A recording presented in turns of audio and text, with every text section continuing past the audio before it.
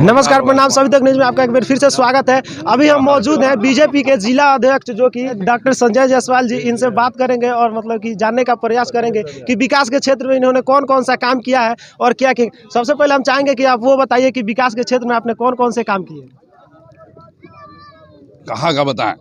मतलब मझौलिया प्रखंड के क्षेत्र में आपने जो जो मतलब बड़ा मतलब देखो, अभी तो तुम पुल से गुजरोगे, वो भी हम लोग का बनवाया हुआ है।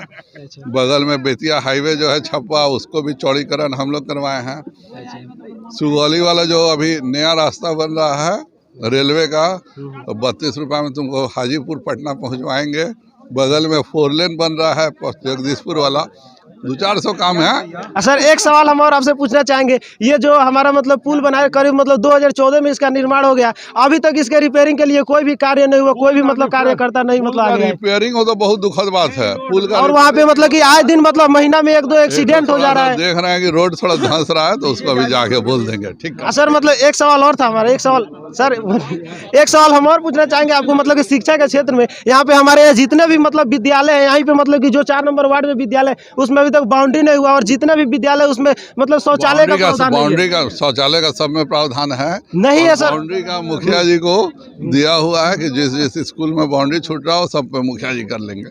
मुखिया जी कर लेंगे। मतलब सर, कब तक ये मतलब सुधार हो सकता है?